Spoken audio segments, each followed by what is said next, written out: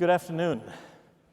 My name is Daniel Peterson, and I'm the moderator or the immoderator of this session, which is devoted to the question of whether the war on Islamic fundamentalism can be justified. And with me on stage are Ayaan Hirsi and Scott Horton and Abby Hall.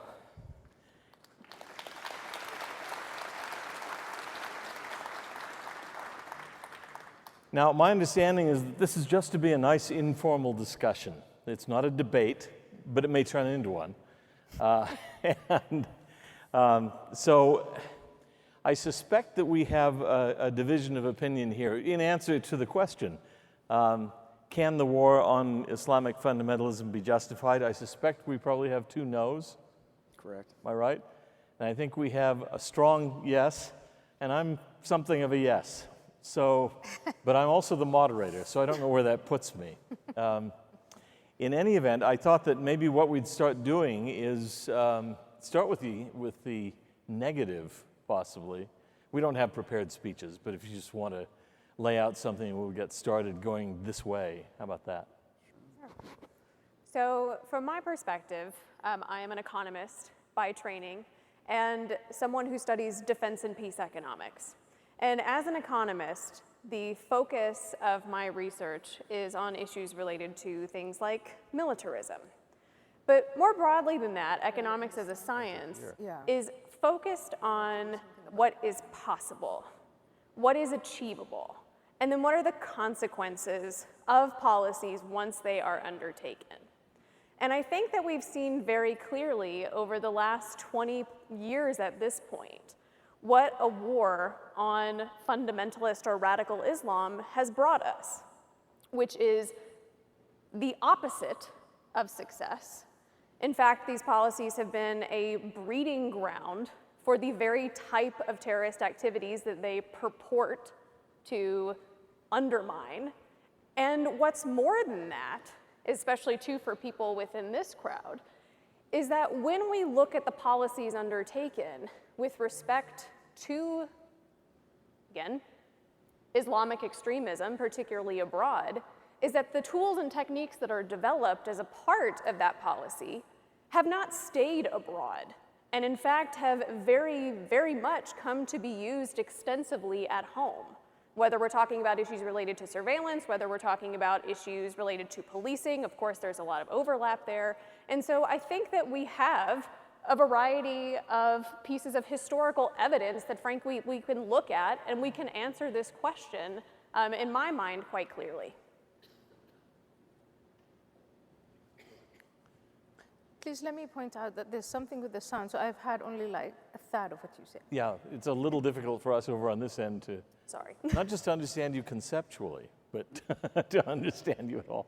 A little bit of an echo. I don't know if that can be fixed or not, but all right. Well, Scott, if you'd like to say. Well, I would say that defining the war on Islamic extremism so broadly has really always been an attempt to deceive us and essentially a bait and switch. From the night of September 11th, George Bush, even though he already knew who had attacked the United States, he didn't declare war on Al-Qaeda. He declared war on terror, your presumed emotional reaction to acts of terrorism by anyone, anywhere in the world. And then they immediately conflated Al-Qaeda with the Taliban and Al-Qaeda with Saddam Hussein's regime, even though Saddam Hussein was a secularist and probably an atheist who worshipped only himself, shaved his chin every morning and wore a beret like a Frenchman. And they said, oh, no, that counts as Islamic extremism too. And they based the lie, the premise of the whole war was that history began on September 11th when radical or fundamentalist Islam turned people into psychopaths who attacked our innocent country that was just a sleeping giant minding its own business. When that's really just not true at all. These guys were mercenaries who fought for Jimmy Carter and Ronald Reagan's governments in the late 70s and early 1980s. They were turned against the United States by H.W. Bush and Bill Clinton's policies in the Middle East. And they were turned against us for earthly political reasons. And even though bin Laden and Zawahiri and the leaders of Al-Qaeda were, self-professed pious fundamentalists anyway. Many of their followers have not been. In fact, some of the September 11th hijackers spent time at the strip clubs drinking and doing cocaine.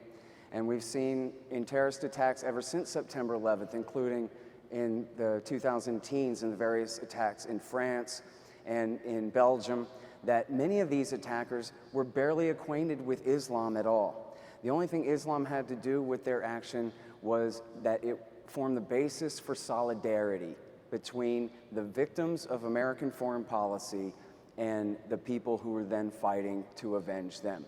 Really the same thing here. When America was attacked on September 11th, in New York and Virginia, you had people from far away, Texas and California and Colorado and Florida and Hawaii and everywhere, join the army. Christians, Jews, and Muslims joined the US Army to go and fight against the enemy that had attacked their country. And the big lie was that that was the first day in history when in fact our government had gotten us into this mess in the first place. And then they defined their terms so broadly as to, well, as you all know, wage war in 14 nations since then, including 4 or 5 major regime change operations. And in fact, in Libya, Syria, and the war in Yemen, our government has outright allied itself with al-Qaeda forces on the ground there against enemies that they hate more, like Muammar Gaddafi, Bashar al-Assad, and the Houthi regime that has taken control in Sana'a. So I'll stop there for now, but that's my first answer. Thank you.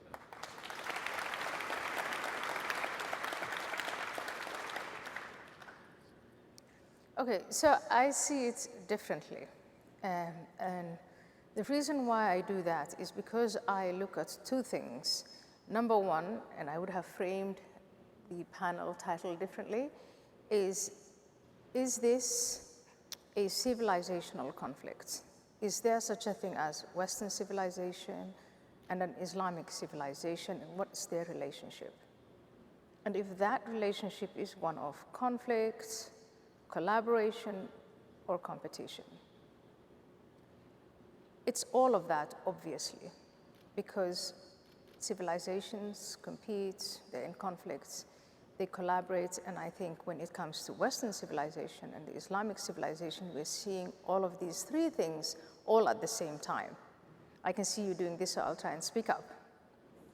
So, civilizational conflict. That's one part. The second part is, what is America's position in the world?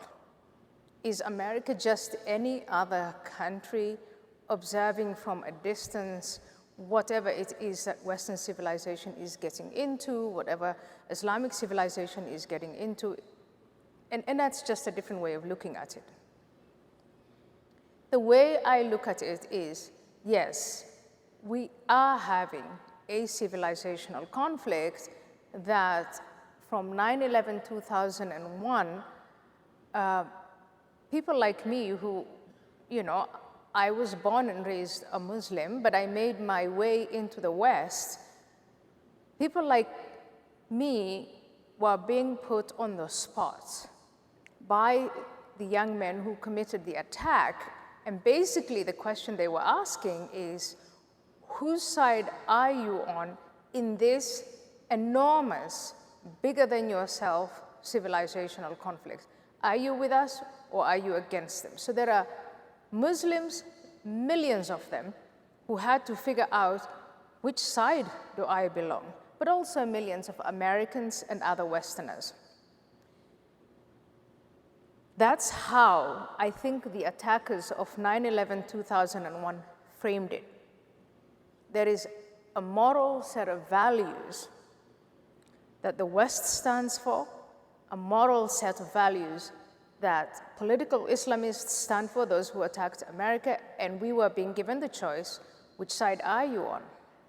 And then I think the next question is, what is then America's position? America defeated the Soviet Union. It was the remaining superpower. So what was America going to do? Was it going to take the lead in this civilizational conflict?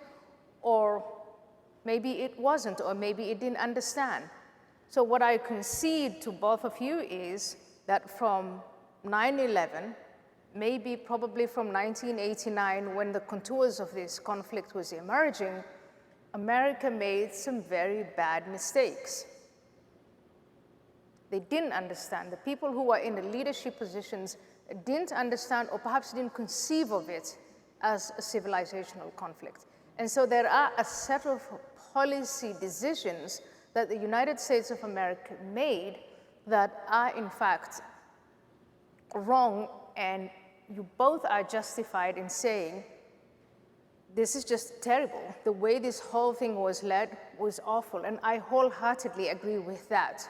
But it doesn't take us out of that conundrum.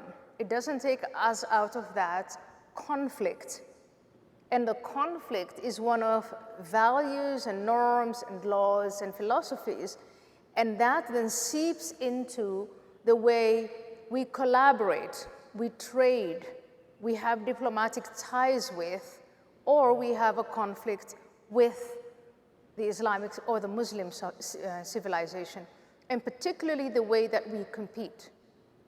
So do we, A, recognize that we are actually facing a civilizational conflict, and if your position is yes, then what's America's position in that? If it's no, I think we're going to get into a different kind of discussion.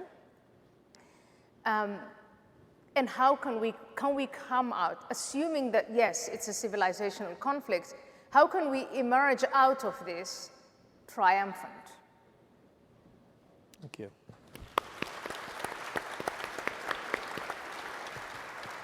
Again, I'm not quite sure what my role is, but one thing I might try to do is refine the question just a little bit. I find that the question is can the war on Islamic fundamentalism be justified? I think, first of all, we have to understand what we're talking about in terms of war. Obviously, the major sense in which it's being used here is violent conflict, military conflict. But I suppose if you were just talking about debates or something, why then that's all right. We're all in favor of debates. The term that I have a problem with is Islamic fundamentalism here. First of all, because I'm not sure that fundamentalism even applies. That's a topic of great intense discussion among specialists on Islam. Can you really speak about Islamic fundamentalism? The term fundamentalism originates in a very American context out of a series of Protestant pamphlets that were published in California in the 19-teens, I think, called The Fundamentals, in which they outlined what they regarded as the fundamental ideas of Christianity that must be accepted to be a Christian. And then that kind of conservative Christianity began to be called fundamentalism. Then gradually it's been applied to Jewish fundamentalism, Hindu fundamentalism, Islamic fundamentalism. But does it really fit? That's problematic. Although Muslims themselves have tended to adopt that terminology.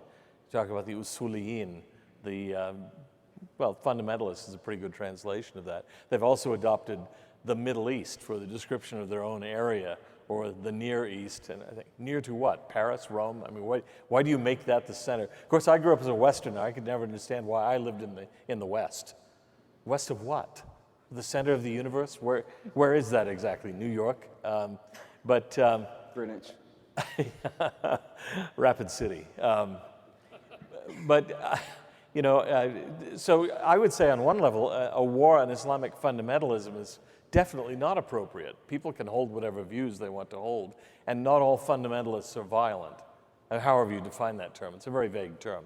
If you talk to most Muslims, I think, I've seen some survey data, but I don't trust it necessarily, most of them would agree with what we would regard as sort of fundamentalist terminology. That is the Quran inerrant? Is it the absolutely flawless word of God, so on, analogous to Christian fundamentalists, Protestant fundamentalists. But most of those people are not violent. The vast majority of Muslims are not. There's an interesting book that came out a few years ago called Why Are There So Few Islamic Terrorists? And the fellow had actually surveyed and found Osama bin Laden and Ayman al-Zawahiri and people like that were really frustrated by the fact they couldn't recruit more people. Most people might say, well, it's sort of sympathetic, but no, we're not going to join up. So those people, let them believe what they want. We have no business going to war with them because they hold a view of the Quran that we don't share. So I've heard the term here used already this afternoon, the war on terror, the war on Islamic extremism. Those things might be more useful than just a war on Islamic fundamentalism, I think. That's a more useful way of conceptualizing it. Now that I've blunted the momentum of the discussion, though, I'll quit and I'll let you, if you want to respond to each other. You want to start? Go ahead. So I think that there are a few things. So in terms of answering the question about is there this civilizational conflict, I think that certainly for the individuals who are holding these extremist views, I think that they very much see it that way.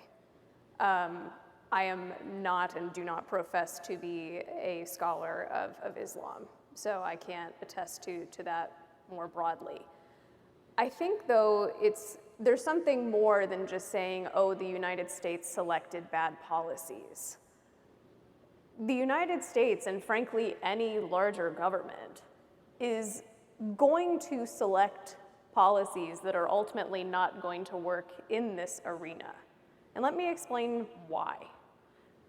In order to effectively carry out these types of policies, we effectively have to assume, and this is not an exaggeration, that the officials responsible for carrying out these types of policies are both omniscient and benevolent. They have to be able to understand an impossibly complicated scenario in which they are interacting, have to understand how interventions in one part of this complex system impact other parts of this incredibly complex system, and then assume that they can do that. So that's one assumption, which I think most of us would probably agree is pretty heroic to make. The other component of this is you have to then assume away incentive problems. So things like problems that come along with bureaucracy or other types of self-interest that come along when we go about engaging in any type of policy, but particularly defense policy. So you talk about things like the military-industrial complex and so on. And so I think that when we talk about this in terms of if we take the premise as given that this should be something that we should potentially be doing, I think we have another layer of problems which are frankly insurmountable for those two particular reasons. And I'll stop there. Cool. Okay. Can I please react to the assumptions of benevolence and omniscience? Okay, the omniscience bit, I would say in terms of how, let me take one step back and say, if you are a student of foreign relations, the most important principle that you're going to learn is that any nation, any given nation, will act first and foremost in its self-interest. So I would say, do we agree on that? So any given nation in relation to other nations will act or react in its self-interest. Then building on that, depending also on the amount of power that a given nation assumes that it has, it can fancy that it's omniscient. But when it comes to benevolence, is it acting not only doing what is right for itself, but what is right for the world? That concept is not a given. It is, in fact, very, very new. And it is what makes America, and America as a hegemony, different from all other types of hegemonies. That is the commitment to say, okay, we're going into Afghanistan. They've attacked us. We are attacked from that particular place. We're not only going to deter them, but we're also going to go nation build. We'll give them something in return. We'll go into Iraq, and we'll leave a place better behind than what we found. That is not how humanity and human beings interacted and nations interacted with one another. It was, you attacked us, we're going to destroy you. We'll turn your place into rubble. So this concept that you don't turn your enemy, an enemy's territory, into rubble, and transform them into your image, that idea is relatively new and very much American. And the fact that in America, those policymakers made mistakes, huge mistakes, I concede hereby, that's a given. But America is still, up to this day, acting or trying to act in its self-interest and limit the casualties on the other side, do what is right and benevolent. And so from there, I think it's really not an assumption that we can all agree on. China is not doing that. The Islamist movements, whether they're led by theocratic movements or not, they are not doing that. So the assumption of benevolence is not a given. Now carry on. No, what I'm saying is simply that in order for these interventions to be successful, those are the necessary background assumptions.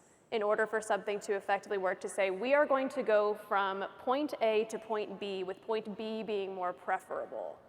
In order for those things to occur within that way, those are the background assumptions that need to be made. And so we can talk about the United States, and people have talked about the United States in this way. People talked about the British Empire in this way, as being the global superpower, the hegemony. And people talked about the United States as being this force for good. But I think that if we look at this seriously, then once we relax those assumptions, then what we are capable of doing, and when I say we, I mean the United States in the aggregate, which I don't like doing, because countries do not act. Individuals within those countries make decisions. I think that once we relax those types of assumptions, then what we are capable of potentially doing and being successful at doing, I think that narrows considerably. And certainly in a success would be defined in a much narrower term than what people typically ascribe to it. I'll just add a couple of things there. Yeah, I think first of all, it's a mistaken assumption that nations act in their best interest. They act in the interests of the people who are in charge of the government at any given time, who may or may not give a damn about their own country at all. And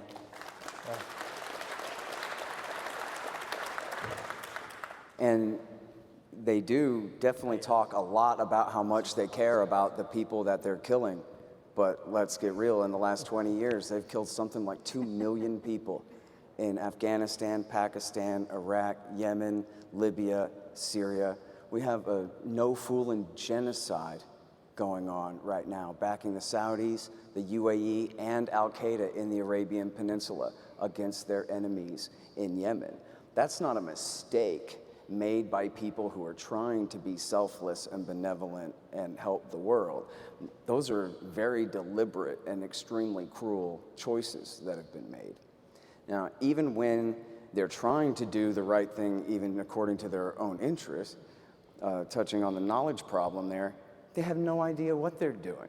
There's a famous anecdote of Paul Bremer turned to the daughter of a Republican donor who was his aide. This is the viceroy in Iraq War II. And he said, "Who's this Muqtada al-Sadr guy?" And she said, "Oh, don't worry, he's just some minor cleric." Because she didn't know either, but it turned out he was the most important man in Iraq. And he's the most important kingmaker among the Shiites in that country to this day. And these people had absolutely no idea what they were doing. They thought that if they invaded Iraq, they would empower Turkey and Jordan over Iraq, who would stick it to the Iranians and force Hezbollah to be nice to Israel. They put Iran's best friends in power in Baghdad, and they've been supporting al-Qaeda terrorists to try to make up for it ever since, is the reality of the situation. Now I want to touch on something the professor said that I think is extremely important, that even in the absolute chaos, the height of Iraq War III, after Bush's Iraq War II and then Obama's war in Syria had led to the rise of the Islamo-fascist caliphate of Glenn Beck's worst war propaganda from the Bush years, with a clone of bin Laden, this guy Baghdadi, declaring himself the Caliph Ibrahim, sacred ruler of the divinely ordained caliphate. and demanded that true believers from across the Muslim world come to join in their fight.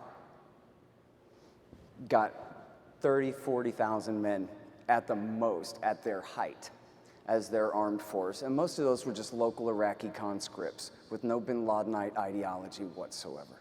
So even in all of the chaos in America's wars, which have indirectly benefited al-Qaeda, like in Iraq War II, or directly been fought on their behalf, like in Libya, Syria, and in Yemen, we still see only low tens of thousands of people that you could legitimately call bin Ladenite international terrorists.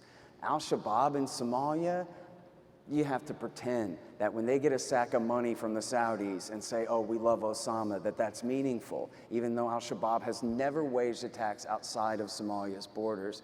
And even though Al-Shabaab, as you guys won't be surprised to learn if you didn't already know, wasn't a problem in Somalia until 6 years into the war that George W. Bush started there in 2001. So the reason for that war is actually an effect of that war, and now it's pathetic excuse, almost 15 years after that. And now, as far as the clash of civilizations go, I mean, I think there's a clash of civilizations going on just inside this country right now, where those of us who want liberty are up against collectivists and authoritarians on the right and the left, who we can hardly get to listen to reason at all. And if we want to spread our libertarian principles of natural rights, individual liberty, property, laissez-faire market capitalism, and self-government, that the way to do that, as the great Ron Paul said, is to show the world how it's done and lead them by example. The worst thing you could do in the world is drop cluster bombs on people and then tell them that that is freedom and liberty and democracy. And our country right now is moving far to the left, economically speaking. The younger generations are convinced of socialism because they're convinced it's the opposite of what we have now, this most corrupt and blood-soaked capitalism. They can't imagine trying to sell it to the world, who would never want to buy it. And they've completely blown their opportunity. Whereas, if they had ended the terror war by Christmas of 2001, as they could have, and had spent the rest of the time even critically lecturing Islamic countries about the way that they do things wrong. There's horrible customs of female genital mutilation in Kurdistan and in Eastern Africa. The freedom of religion in Pakistan is the most shameful thing in the world. They stone people to death for converting to Christianity. As Americans know very well, because our government's been propping them up for 20 years, there's a horrible epidemic of warlords raping young girls and boys in Afghanistan. There are all kinds of problems. Saudi Arabia, our closest allies over there, cuts the hands off of thieves, stones women to death on accusations of adultery, and even crucify people and behead them for charges of witchcraft and sorcery, which you get it that all those people have to be innocent because there's no such thing as that. And that's our closest country that we support in the region. And the opposite of that would be to simply do like Ron Paul said, show the world by example how we're supposed to be. And then if we want to criticize them honestly and faithfully as fellow humans, that they're not doing liberty right, they're not following our Bill of Rights and our example well enough, well, then we'd be doing that from a position where we're not standing in a swimming pool of the blood of innocent people. Where in fact, the worst thing about Pakistan is America's war there. And the worst thing about Somalia is America's war there. And the worst thing about Iraq and Syria and Yemen and Libya, America's wars. And so what leg do we have to stand on to criticize them for stoning a woman to death when we'll drop a Hellfire missile on her car? And not all libertarians are this way, but I am for world revolution. I am for spreading the ideology of libertarianism to the four corners of the planet Earth. And I think it's the future of mankind, if we're to have a future, is that we're going to respect each other as individuals. As you guys know, all those borders are drawn in the wrong places. And the world needs liberty so that we don't have to fight about all of this. And if we are going to spread that message, we're going to have a government here that acts like the limited constitutional self-government operated machine that we claim that we're trying to get the rest of the world to follow our example on. So that's all. Thank you. So I will say, And sorry I went on so long with that. with permission from the moderator, I'll say I'm listening to you and there is so much that I hear you say that is music to my ears, right? Let liberty rule, female genital mutilation, the oppression of women, all the terrible, terrible stuff that goes on in the world, that should come to an end. And America's role is to say, instead of imposing it on these societies and different cultures, do as America does, lead by example. That is music to my ears. Right? So I think let's just build on what we agree on. That's the consensus. Lead by example. We have, as you said, our own I wouldn't call that civilization, but we have our own internal problems, right? We have our own internal problems, and it's a long laundry list that we within the borders of America need to fix. Totally agree on that. But now, and I think here is where it starts to rub a little, is what happens when we are attacked. What does Rand Paul say? And I've met Senator Paul.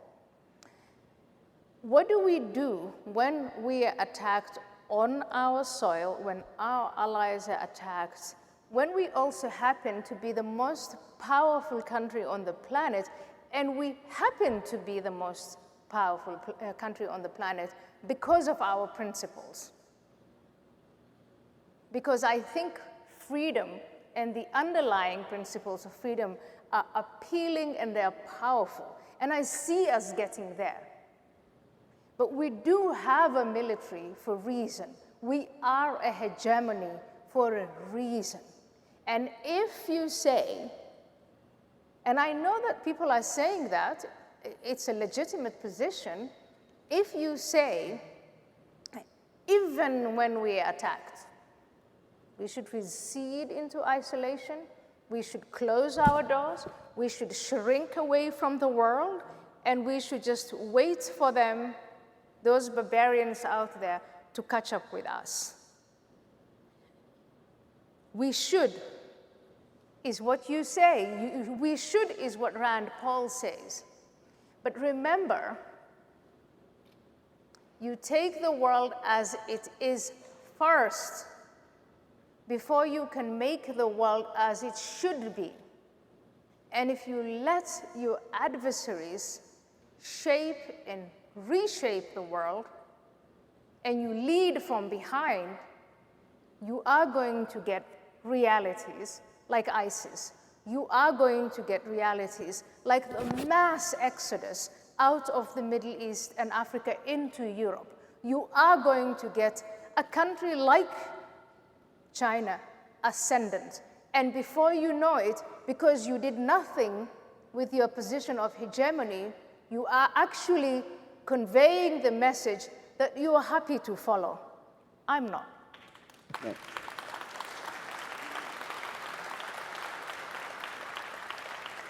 Would you give that same advice to bin Laden and Zawahiri, that they should fight back against us rather than sitting there and taking it as our civilization metes out deadly violence against them? I don't need to give them that advice.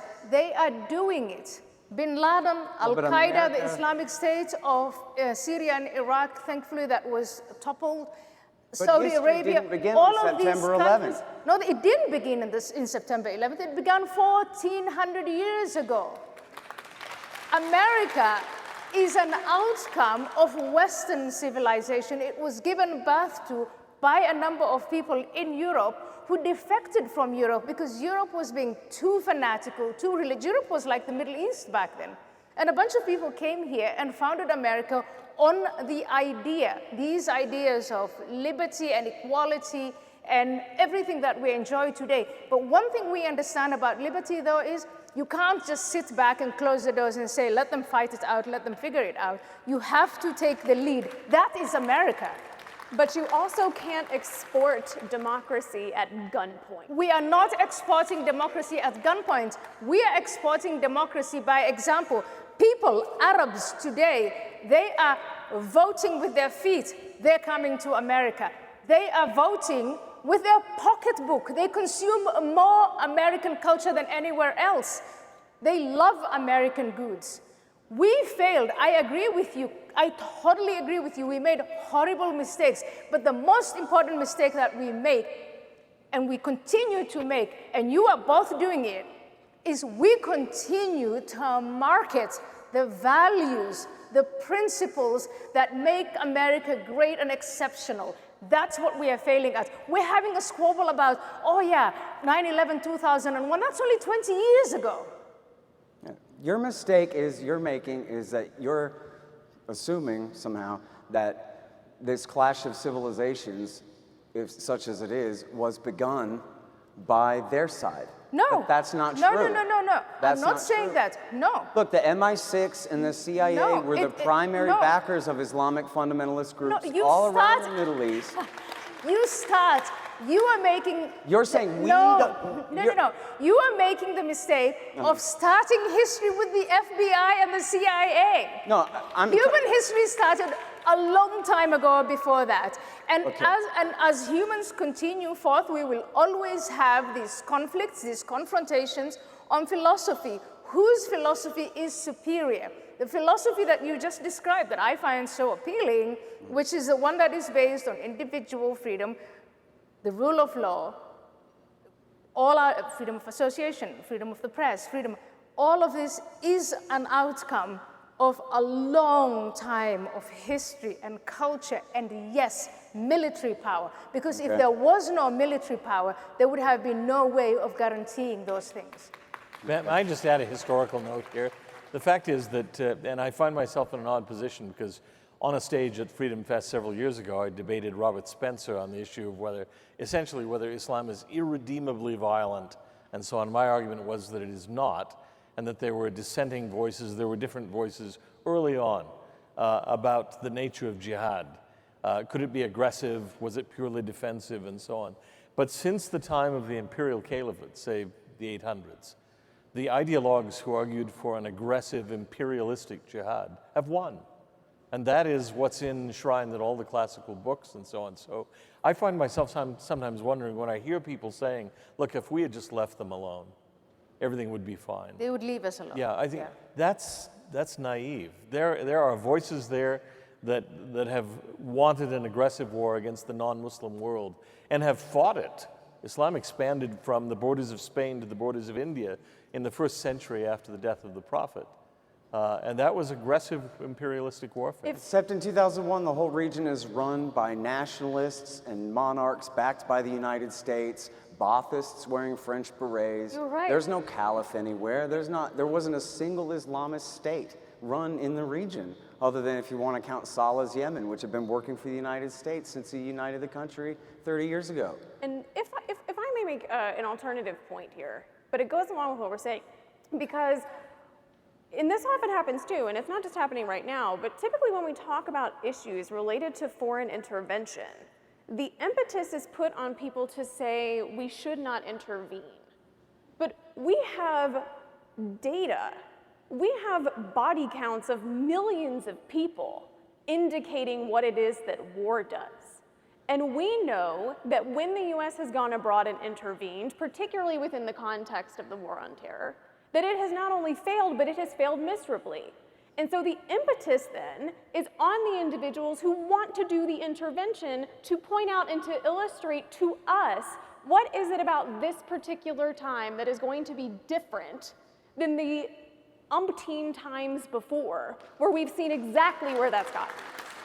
I think I think World War II was a pretty successful intervention. If you have to go back to 1946 to find a successful intervention, That's not that long that's not a ago, good is it? example. It's a lot of wars ago. Well, the answer then, but very clearly, okay, so 1945 was a huge success. And not every intervention that the US does is a miserable failure. But even if we agreed that interventions that the US does are a failure, the answer is then not retreat. The answer is then do better next time. Learn from your mistakes. The current administration is saying right now, let's just pull out of the Middle East, let's pull out of Afghanistan, and the previous administration did that too. That is a horrible, horrible decision. We shouldn't do that. That is to me the meaning of failure. We've invested all this blood and treasure. Please, can we just be patient? Can we wait for it to bear fruit? What are we going to tell the wives, the widows, the children, the orphan children of the men and women that we sent to Afghanistan and Iraq? Are we going to say that all that was in vain? So we should That add they died more. in vain? So we should wait. So we should then engage in more policies that will cost more people their lives and their livelihoods, and have potentially irreversible changes on the institutions that we purport to want to export. No, what I'm saying because of the problems so far. What it means is that when we are sitting at the drawing board and we're making these decisions, we should do them in such a way.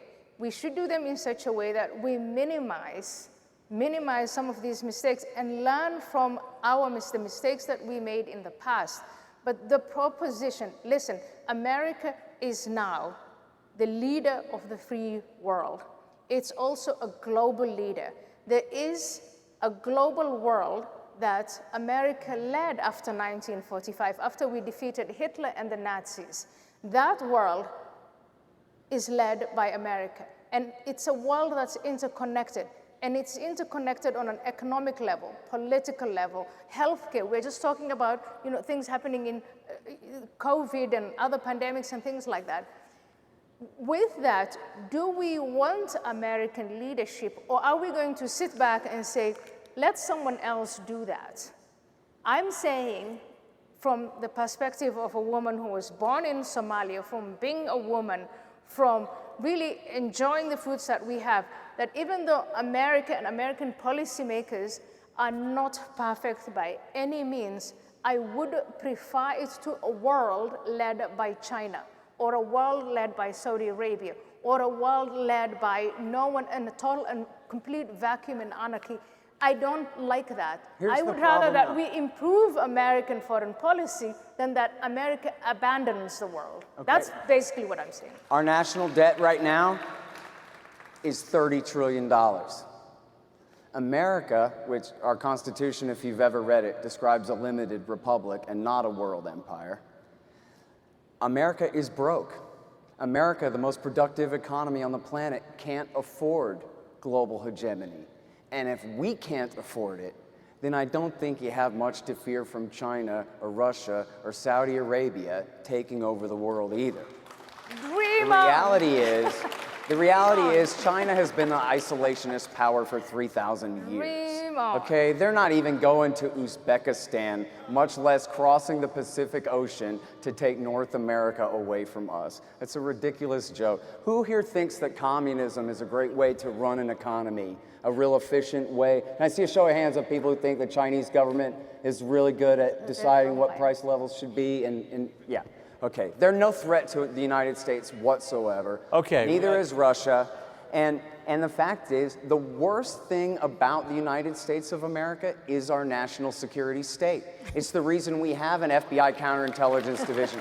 Remember the guys who spent 3 years framing Donald Trump for treason with Russia, and the whole thing was a giant hoax? That was the FBI counterintelligence division and the CIA, who shouldn't exist. Except that we need them to protect us from the foreign enemies that they create for us. I know. I'll be brief, I promise. Because one of the things that I've said a few times, which I agree with, is to lead by example. I think Scott makes a really good point about it's hard to lead from example if your own house is on fire.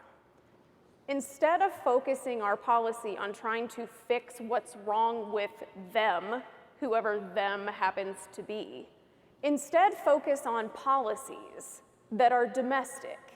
Because there are things that we can do to do things like export our quote-unquote American values.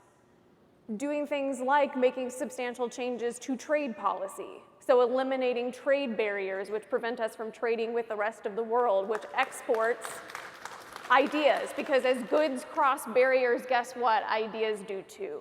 And you can also do something else. You can make substantial changes to things like immigration policy, which is another really big, obviously, topic of discussion, but some other additional low-hanging fruit.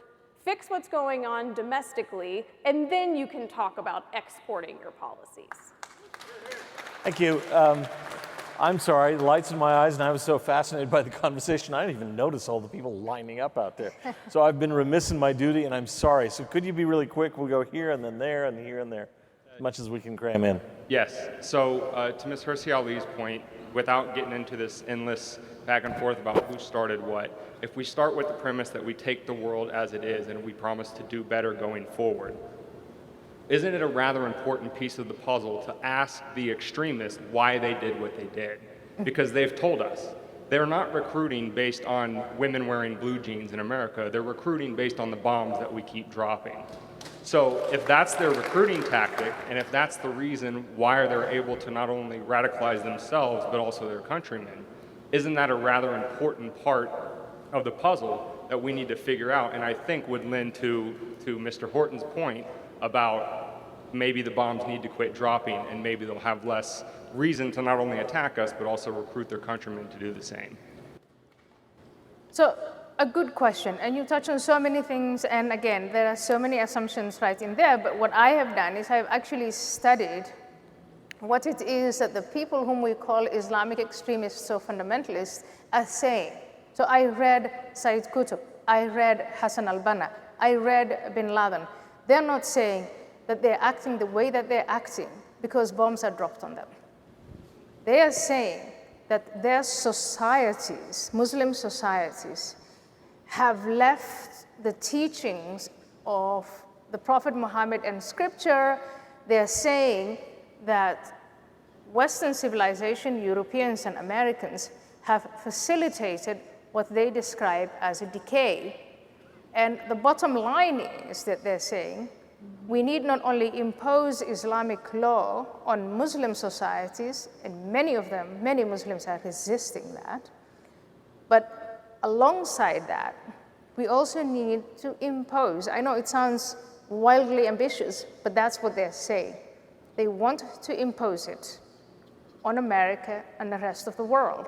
And they have picked America as their enemy because they see, when they compare the set of values that they're promoting, advancing, and dying for, and they put it side by side with the set of values that America stands for, they're baffled. They're baffled because this individual freedom, secular government, rule of law, free press, this free association, free, that is not supposed to withstand the weather of, attacks, nature. It's not how it's meant to be. And yet, America's all powerful, or these Western countries are more powerful than them. So they're going to their own societies and they're saying, stop looking at America for leadership, whether it's in terms of values, norms, or whether it is material and economic gain, or whether it is looking for, ditch America. And those who refuse, those who are Muslim and who refuse to ditch America, they're going to be punished. That's what they're saying. If they were saying it's because of American foreign policy, it's because of the bombs, and I would be the first one in line to say, well, it's very easy, because we stop bombing, they stop attacking us, and they stop oppressing their people, but it's much, much more complex than that. And it's also much, much older than that. Okay. That's just not true. Okay, anyone. I looked. This is the anyone- facts. I will give you. It's let's read Bin Anyone Laden can- together. anyone- Let's read Al Qaeda together. Anyone can- That's what they're saying. Anyone can read Osama's declaration of war against the United States from 1996 and from 1998. And they both go on at length about American bases in Saudi Arabia, bombing and blockading Iraq, support for Israel, support for all the dictatorships of the Middle East, pressure on them to keep their oil prices artificially low to subsidize our economy at their expense, and as they put it, which is actually not true, turning a blind eye to Russia and China and India's oppression of Muslims, when in fact the Clinton government backed the Uyghurs against China and backed the Chechens and the Bosnians against the Russian-aligned Serbs. And you can just read it yourself. Mohammed Atta, the lead hijacker, on September 11th, he volunteered to join al-Qaeda after he read bin Laden's declaration of war of 1996 and read its emphasis on the Qana massacre perpetrated by the Israelis in 1996 in Qana, Lebanon, where 108 women and children were killed in a UN shelter. And according to his biographer, Terry McDermott, Mohammed Atta and his best friend Ramzi bin al-Shibh, who's in Guantanamo to this day, that was what made them decide to go and join al-Qaeda, was that al-Qaeda, bin Laden said he wanted to punish the United States for supporting Israel in their oppression of the Palestinians and the Lebanese, and that's just a fact. And if Syed Qutb said he didn't like R-rated movies, that doesn't mean anything to the 19 hijackers who crashed those planes that day. As Michael Scheuer, the former chief of the CIA's bin Laden unit, pointed out, the Ayatollah Khomeini spent the entire 1980s railing against America's corrupt and decadent culture, and nobody cared. Bin Laden, on the other hand, stuck to deliberate and specific criticisms of American foreign policies. Bases in Saudi to bomb and blockade Iraq, support for Israel, support for the kings of the region, pressure on them to keep oil prices low, and turning a blind eye to Russia, China, India, and Uzbekistan and their oppression against Muslims. Read it and weep. It's right there on Amazon.com. Can I just ask a yes or no question? Real quick. Really I wanted quick. to thank you, Ayaan, for your bravery and for your courage, because I know your history and I've read your books, and I just thank you from the bottom of my heart for your courage. It takes a lot. Thank you. Is it possible, do you believe it's possible for Islamic fundamentalists to integrate into the West? If so, how? Is it possible for Islamic fundamentalists to integrate? I know that they've made attempts to integrate into the West. I know that they have made attempts to try and influence our government leaders, our media, our education system. It's called da'wah. If I had more time, I would talk about it. But I think that is also why it's incredible to me that we're entertaining the conclusion that because bin Laden and his ilk demand that we stop supporting Israel, that we actually consider it. Yeah. Thank you, everybody. Yeah.